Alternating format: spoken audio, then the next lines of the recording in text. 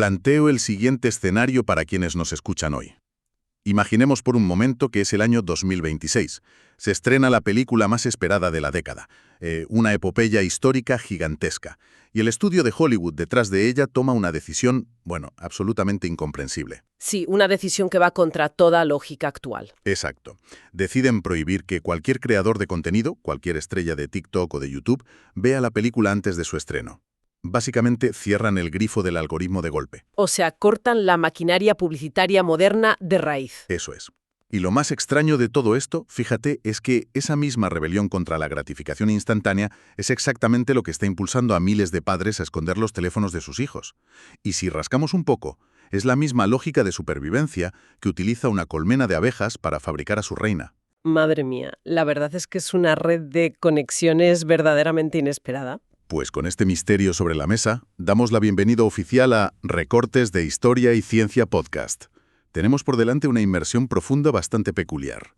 Nuestra mesa está literalmente repleta de documentos que a primera vista, no pegan ni con cola. Ya, es que tenemos desde críticas de cine de superproducciones hasta estudios sociológicos sobre la crianza en la era digital.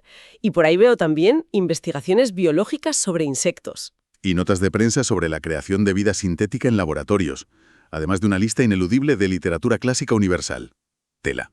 Es un menú completo. El desafío para nuestra exploración detallada de hoy es desenredar todo esto, porque si analizamos estos textos con detenimiento, surge un patrón clarísimo para nuestra audiencia. ¿Un hilo conductor? Exacto.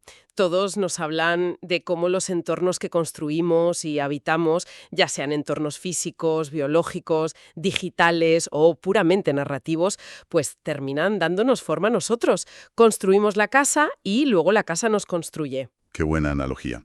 Y creo que no hay mejor manera de fijar el tono meditativo de este recorrido que yendo directamente a uno de nuestros documentos sobre literatura. Hablando de cómo estas narrativas nos moldean, el texto explica por qué ciertas obras sobreviven. Las define textualmente como libros que siguen vivos porque todavía hoy pueden fascinarnos, conmovernos, perturbarnos también, divertirnos o incluso cambiarnos como lectores. Esa idea del cambio, de la transformación a través de lo que consumimos, nos lleva de cabeza al primero de los fenómenos que tenemos hoy. Empezamos con la Odisea de Homero. El viaje arquetípico, claro. Eso es, la historia definitiva sobre el anhelo de volver a casa. Pero ojo, la noticia aquí no es el poema clásico, sino el inminente estreno de la masiva adaptación cinematográfica dirigida por Christopher Nolan. Y el huracán mediático que se ha montado es absoluto. Internet está, dividido en trincheras, como siempre. Por un lado están los puristas, que exigen que hasta el último botón de las túnicas sea históricamente preciso. Ya, el debate de siempre sobre la fidelidad. Y por otro, los que atacan o celebran las decisiones de usar un reparto mucho más diverso. Pero en esta inmersión profunda nos vamos a mantener totalmente al margen de esos debates tan polarizados. Lo que realmente nos interesa es lo que ha hecho Universal Studios frente a todo este ruido. Es que es una maniobra insólita. Han cortado de raíz el llamado hype. Han decidido que no habrá pases previos para influencers. 0 videos de 15 segundos. 0. En lugar de buscar esa viralidad fácil de reacciones exageradas, han apostado exclusivamente por la crítica cinematográfica profesional. Confían en el ciclo de prensa de toda la vida. Tengo que hacer de abogado del diablo un momento.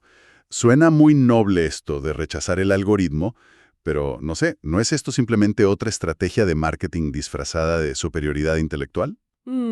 Entiendo por dónde vas. Es como si el estudio estuviera aplicando el movimiento slow food, el de la comida lenta, pero al cine, diciéndole al público, ojo, que nuestro producto no es comida rápida para TikTok, es alta cocina que requiere una digestión intelectual lenta. Podría ser una estrategia de exclusividad, sin duda, pero el impacto real está ahí. Al negar la gratificación rápida, están forzando al público a adoptar un ritmo de apreciación mucho más pausado. Y las cifras les están dando la razón, por lo que veo. Totalmente. Las ventas anticipadas para proyecciones en celuloide de 70 milímetros y en formato IMAX están, destrozando récords. Hay entradas alcanzando los $1.000 en el mercado de reventa. $1.000, qué barbaridad. Sí. De hecho, este desaire a las dinámicas de las redes sociales ha generado aplausos irónicos en la prensa especializada. El crítico David Ehrlich resumió esta insólita decisión corporativa con un comentario bastante agudo. Leo su reacción textual. Dijo, esto es lo que Homero habría querido. Es brillante. Me encanta la ironía de usar el peso de la antigüedad para, pues eso, para silenciar el ruido frenético del presente. Pero fíjate, es muy interesante pensar en esa idea, el rechazo frontal al bocado rápido y efímero para proteger la integridad de algo valioso. Claro, proteger el entorno narrativo. Exacto. Porque a miles de kilómetros de esos estudios de Hollywood hay un grupo demográfico que está intentando ejecutar exactamente esa misma maniobra, pero con consecuencias mucho más vitales. Hablo de los padres. Entramos aquí en un terreno sociológico apasionante. Los documentos recogen el auge de movimientos parentales organizados en América Latina que han decidido enfrentarse directamente a la arquitectura tecnológica. A los móviles, vamos. Sí. En Argentina, por ejemplo, tenemos el caso detallado del pacto parental en Mendoza. Hay que entender el contexto para dimensionar esto. En esa región, el 91% de los niños de 11 a 12 años ya posee un teléfono móvil propio. Espera. 91%. Es asombroso. Es prácticamente la totalidad de una clase. Es la norma, exacto. Pero inspirados por investigaciones como las del libro La generación ansiosa de Jonathan Haidt, miles de familias están trazando una línea. Han acordado retrasar la entrega de estos dispositivos hasta los 14 años. Y las redes sociales hasta los 16, según leo aquí. Eso es. Y esto se ha expandido rápidamente. En México, el movimiento No es Momento ya ha logrado más de 7.000 acuerdos formales involucrando a más de 4.200 familias y 580 escuelas. Vale, pero aquí es donde tengo mis dudas. Yo leo estas cifras y, el esfuerzo me parece titánico y admirable, pero no puedo evitar pensar que es como intentar vaciar el océano con un dedal. Ya, es una lucha muy desigual. Es que están luchando contra algoritmos diseñados por los mejores ingenieros de Silicon Valley, ingenieros cuyo único propósito es secuestrar la atención y generar adicción. Además, si como padre le quitas el teléfono a tu hijo de 12 años hoy en día, no lo estás convirtiendo básicamente en un paria social, lo aíslas por completo. Y ese es exactamente el miedo que paraliza a la mayoría de las familias, el aislamiento social del menor. Pero ahí radica la brillantez de estos movimientos colectivos. Cuéntame. Han comprendido que la solución no puede ser nunca una decisión individual. La clave no es apagar la tecnología en casa, es la colectividad. Si un solo niño no tiene teléfono es un marginado, pero si toda su clase firma el pacto, el ecosistema cambia por completo. O sea, cambian el entorno. Exactamente. Han introducido lo que podríamos llamar una inmunidad de rebaño social. Inmunidad de rebaño, claro. O sea, si el virus es el aislamiento que produce la pantalla, la vacuna es asegurarse de que nadie en el grupo cercano tenga la pantalla. Eso es. Y los informes detallan un proceso fascinante. Al principio, relatan un síndrome de abstinencia crudo. Hay frustración, llantos, pataletas. Lo normal, se quedan sin su dosis de dopamina. Claro. El niño se enfrenta a ese vacío inmenso. Pero al cabo de unos meses, como el pacto es colectivo, los niños empiezan a buscarse de nuevo. Vuelven a jugar, vuelven a hablar entre ellos en las plazas. Han logrado rediseñar un entorno protector, una especie de refugio comunitario. Rediseñar un entorno protector. Es un concepto inmenso, fíjate. Nosotros los humanos necesitamos firmar pactos, organizar a miles de familias, convencer a escuelas, pelear contra corporaciones gigantescas, todo para intentar construir ese refugio de forma precaria. Pero resulta que hay criaturas que llevan millones de años dominando esta arquitectura de la protección con una precisión increíble. Sí, esto nos conduce al asombroso campo de la apicultura. Tenemos aquí un estudio reciente y verdaderamente revolucionario del Instituto de Apicultura de la Academia China de Ciencias Agrícolas. Y esto cambia lo que sabíamos de las abejas, ¿no? Por completo. Durante mucho tiempo, la creencia generalizada era que el destino de una abeja reina, lo que la hace diferente de una simple obrera, dependía de un único factor: la dieta. La famosa jalea real. Come jalea real y te conviertas en reina. Exactamente. Pero la investigación ha desmontado esa visión. Resulta que el entorno físico, la estructura arquitectónica en la que crece la larva, es el verdadero desencadenante. O sea, no basta con la nutrición. No basta. El habitáculo y el cuidado de la corte son vitales. Es el entorno físico lo que obra el milagro. Y aquí es donde necesito que nos detengamos, porque la mecánica de cómo construyen esto es alucinante. Según los informes, no utilizan la clásica celda hexagonal típica del panal. Construyen algo que llaman celda real. Sí, una celda con forma de cacahuete. Exacto, que cuelga verticalmente. Pero lo importante no es solo la forma, es el material. Utilizan una cera completamente distinta, de baja densidad y muy flexible. El propósito es convertir esa celda en una incubadora biológica perfecta. Funciona como el mejor material aislante. Pero ojo, que la estructura pasiva es solo la mitad del trabajo. Aquí entra el trabajo activo. Eso es, el estudio revela el comportamiento de unas obreras jóvenes a las que llaman constructoras de celdas reales. Que actúan como radiadores vivientes. Es una barbaridad. Literalmente. Se adhieren a la superficie de la celda y elevan deliberadamente la temperatura de sus propios tórax. Crean un microclima térmico perfecto alrededor de la futura reina. Y logran acortar el desarrollo biológico. Una abeja normal tardaría 21 días. Pero con esta incubación activa, la reina sale en solo 16 días. Y fíjate, si la cera no es suficiente, reciclan materiales. Sí, el experimento con el grafito. Exacto. Los investigadores metieron grafito y las abejas lo usaron para reforzar el andamiaje de la cuna. Es una impresora en 3 dimensiones biológica y una incubadora térmica sincronizada. Para encapsular la maravilla de esta coordinación, el investigador principal, Boris Baer, lo explica perfectamente. Cito sus palabras. Una colonia de abejas no es simplemente un conjunto de individuos. Funciona como un sistema biológico integrado, capaz de diseñar su propio entorno. Es que es de una sofisticación tremenda. Nos maravillamos de cómo estas abejas diseñan de forma tan desinteresada este entorno para su futuro, y esto inevitablemente choca con nuestra propia naturaleza. Ya, los humanos somos un poco más caóticos. Bastante más. Tal vez seamos torpes protegiendo la mente de nuestros jóvenes, pero estamos adentrándonos en un territorio arquitectónico que las abejas ni se imaginan.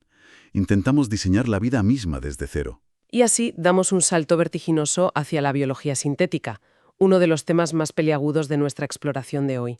Hablamos de crear células sintéticas desde cero en un laboratorio. El proyecto SputCell de la Universidad de Minnesota, ¿verdad? Ese mismo. Y hay que explicarlo de manera muy didáctica. No es vida natural. Es un ensamblaje de entre 150 y 200 componentes químicos puros. A ver, detengámonos aquí un momento. O sea, químicos inertes, nada vivo. No están cogiendo una bacteria y modificándola. Correcto. Vital hacer esa distinción. Son componentes completamente inertes, proteínas, lípidos, pero logran que, bajo ciertas condiciones, se ensamblen, crezcan, se alimenten y repliquen un ADN. Un genoma propio. Sí, un genoma diminuto de 90.000 pares de bases. Y lo más fuerte es que consiguieron que se dividiera durante 5 generaciones. Madre mía, literalmente una fábrica biológica. Supongo que esto sirve para crear medicamentos a medida o microorganismos que devoren contaminación en el mar. Las utilidades son inmensas. Pero claro, aquí entra el conflicto ético. Todo este anuncio se hizo mediante comunicados de prensa antes de pasar por la revisión por pares, el famoso peer review. El marketing científico haciendo de las suyas. Exacto. Buscaron el titular antes que la validación científica. Recordando mucho al caso de Colossal Bioscience, con aquello de desextinguir al mamut. Y aquí llegamos a una ironía brillante de nuestra inmersión de hoy. Fíjate, mientras Hollywood con la Odisea rechaza el marketing rápido y a los influencers, pidiendo crítica profesional y pausa, resulta que los científicos de primer nivel están usando tácticas de marketing saltándose la validación formal. Es una paradoja tremenda. Totalmente. Y la crítica a esto fue brutal. Leo la contundente crítica del investigador Ángel Raya sobre este método. Publicar en prensa antes que en revistas científicas es marketing, no ciencia. Mi opinión no se centra en la validez científica del hallazgo, sino en el proceso de comunicación. Es que esa arrogancia del creador frente a lo creado, ese impulso de generar vida buscando el aplauso sin asumir la responsabilidad de las consecuencias, no es un debate nuevo en absoluto. Los lleva de vuelta a la estantería de los libros. Exacto. Nos devuelve a la literatura clásica. Es el corazón de uno de los mitos literarios más grandes. Hablamos de Frankenstein. De Mary Shelley, la advertencia definitiva sobre el científico arrogante. Eso es. Y nuestro análisis sobre la obra lo define de una forma sobrecogedora. Leo directamente del documento. Una novela sobre la responsabilidad del creador frente a lo que ha creado, sobre el abandono, sobre el rechazo, sobre la soledad en su forma más radical. Claro, porque el terror real no es el monstruo en sí, es la orfandad de la creación. Víctor Frankenstein huye de su obra, La abandona, todo lo contrario a la abeja obrera calentando esa celda real. Una comparación fantástica, sí. Pero fíjate, si repasamos el resto de clásicos obligatorios del documento, es alucinante cómo cada uno refleja un fragmento de lo que hemos discutido hoy, empezando por Don Quijote de la Mancha. El hidalgo que confunde la ficción con la realidad. Exacto. Es el primer adicto al algoritmo, por así decirlo. Su mente está tan saturada de narrativa artificial que se aísla de la realidad. Es un eco perfecto del aislamiento digital del que intentan huir los padres en México y Argentina con el pacto parental. Totalmente. Y si miramos obras como Orgullo y Prejuicio, vemos nuestra incapacidad para juzgar correctamente a los demás en un entorno de pura fachada. O El Conde de Montecristo. El goce de la paciencia, de cómo una herida y el tiempo definen la identidad de una persona. Una narrativa a fuego lento, como lo que busca Universal Studios ahora. Y no podemos olvidar Moby Dick, la obsesión destructiva y nuestra insignificancia frente a la naturaleza. Un recordatorio excelente para los biólogos sintéticos. Cuidado con el leviatán que creas en el laboratorio, ¿sí? Y luego Madame Bovary, con ese consumo insaciable de ficciones para escapar de una realidad que no nos gusta. Sí, pero donde más brilla la conexión con lo colectivo es en novelas como Middlemarch o Ana Karenina. Estas obras magistrales nos enseñan la amplitud social, cómo las vidas íntimas chocan inevitablemente con las estructuras de la comunidad.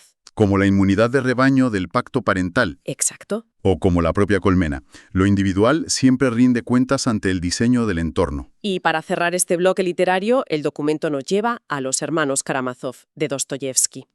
Llevando todo esto a los límites de la filosofía. ¿Qué hacemos con nuestra libertad, con nuestra culpa y con la justicia?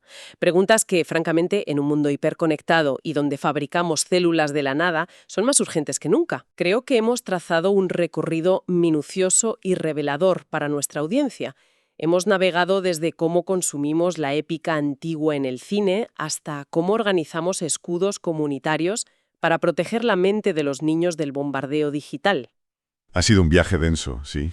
Hemos contemplado el milagro arquitectónico de una celda de cera calentada por abejas, hemos cuestionado los límites éticos de la creación de vida en un laboratorio y hemos recordado las advertencias inmortales que nos dejaron los libros clásicos. Y es precisamente esa interconexión la que me lleva a dejar una reflexión final, un pensamiento provocador para quienes nos acompañan y que se lo lleven consigo hoy. Si un enjambre de insectos es capaz de diseñar milimétricamente una celda real perfecta para nutrir el futuro de su colonia, y un grupo de padres se organiza para construir un refugio analógico frente a la ansiedad digital, la pregunta es, ¿qué clase de celda real y valores éticos estamos construyendo hoy nosotros para acoger a esa inteligencia artificial o a esa vida sintética que estamos fabricando en nuestros laboratorios? Es una pregunta tremenda. ¿Seremos criadores responsables como la abeja obrera o terminaremos huyendo de nuestra creación como Víctor Frankenstein? Es una meditación profunda, sin duda. Para quien nos acompaña hoy, si esta inversión profunda ha sido de su agrado y les ha hecho reflexionar, les animamos a compartir este programa y a dejarnos un comentario con sus impresiones. También que tenga una buena semana y si quiere y lo desea, nos escuchamos en el próximo episodio.